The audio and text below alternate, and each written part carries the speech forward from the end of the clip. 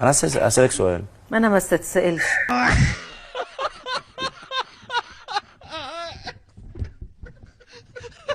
ما تسالش، انا ما انتوا تلعبوا اتسألش. افريقيا ولا الكونفدراليه السنه الجايه؟ انا ما اتسألش.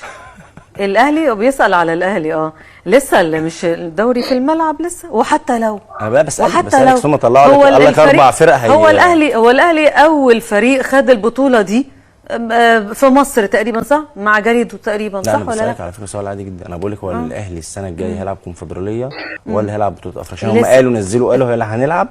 هيبقى في اربع فرق هيشاركوا في لا. بصوا يا جماعه، الحلقه دي انا اتفرجت عليها امبارح، دي كانت بعد ماتش الزمالك واتحاد العاصمه. اقسم بالله احساسي، مش عايز اقول اقسم بالله متاكد يعني، سهام ما كانت طايقاها. اقسم بالله احساسي ما كانت طايقاها. يعني هو بالصدفه بالله، انت السنه الجايه هتلعبوا الكونفدراليه ولا دوري ابطال؟ هي طبعا برضو كشمت له. لا لا، اصل انا سمعت هياخدوا اربعه. انا كل الحكايه الاهلي ممكن يطلع موسم صفر ايا كان، مش هيفرق معايا، اقسم بالله كاهلاوي والله العظيم ما يفرق. ولكن اللي بيفرق معايا الناس اللي زي دي بتتكلم، اللي زي دول بيتكلموا. باسم مرسي ما اعرفش حاجه عن الكوره ولا اعرف حاجه اصلا، ايه تاريخه في مصر ما نعرفش. تاريخه هو لعب سنه ونص وسنتين في الزمالك بس ده تاريخه. بعد كده اتبخر، ما نعرفوش. راح المنتخب ولا عمل اي حاجه في المنتخب، يا دوب جاب كام جون كده. باسم مرسي بيقول لك، طب اقول لك حاجه يا بيسو بقى، ان شاء الله احنا السنه الجايه نلعب دوري الابطال وناخد دوري الابطال كمان. الكونفدراليه مش هنخشها.